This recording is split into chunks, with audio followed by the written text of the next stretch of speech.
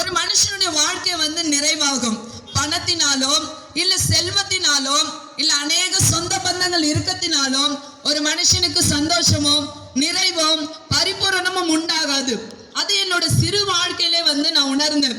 அப்போ அதை நான் உணர்றப்போ எங்களை இந்த நேரத்துல வந்திருக்கிற மாதிரி எங்க ஊர் தெருவுல வந்தாங்க.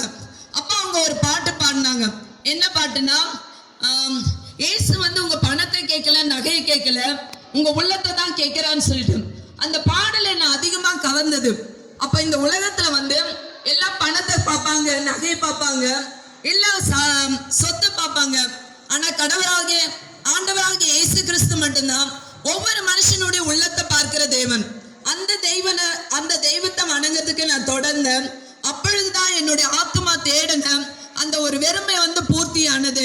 கடவுளாகிய இயேசு கிறிஸ்து மட்டும்தான் ஒவ்வொரு மனுஷனுக்காகவும் 2000 வருடங்களுக்கு முன்பாக இந்த பூமியில நம்ம படுற வேதனைகள், நோய்கள், இல்ல பாவங்கள், அடிமைத்தனத்துல இருக்கிற எல்லாவற்றிலிருந்து விடுதலை தர முடியும்.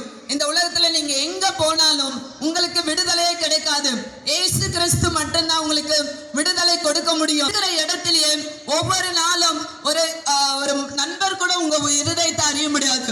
ஆனா ஆண்டவராகிய இயேசு கிறிஸ்து மட்டும்தான் உங்க உள்ளத்துல இருக்கிற ஆழமான இருதய வேதனைகளை அறிந்தவர் அவர் ஒருவர் மாத்திரமே. அவரால மட்டும்தான் உங்களுக்கு ரட்சிப்பு உண்டு.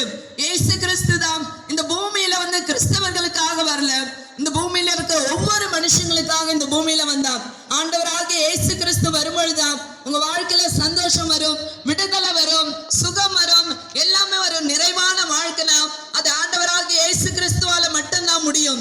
நமக்காக, நம்ம எல்லாருக்காகவும் மரித்து தன் ஜீவனை கொடுத்து 3ஆம் நாள் உயிரோடு எழுந்து இன்றைக்கும் ஜீவிக்கிற ஒவ்வொரு மனுஷனுடைய அருகிலும் இருக்கிற ஒரே தெய்வம், ஜீவனுள்ள தேவன் இயேசு கிறிஸ்து மட்டும்தான்.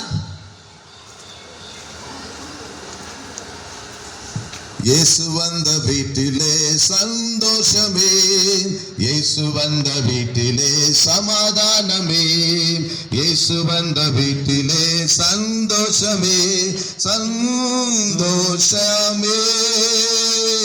இயேசு வந்த வீட்டிலே சண்டை இல்லையே, இயேசு வந்த வீட்டிலே கண்ணீர் இல்லையே, இயேசு வந்த வீட்டிலே சண்டை இல்லையே, சண்டை இல்லையே.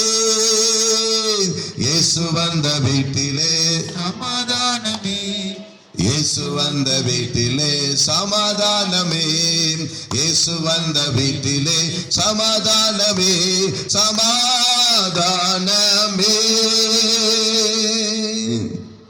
அல்லேலூயா. பிரியமானவர்களே, இந்த வேளையிலே நீங்கள் ஒரு சாட்சியை கேட்டீர்கள்.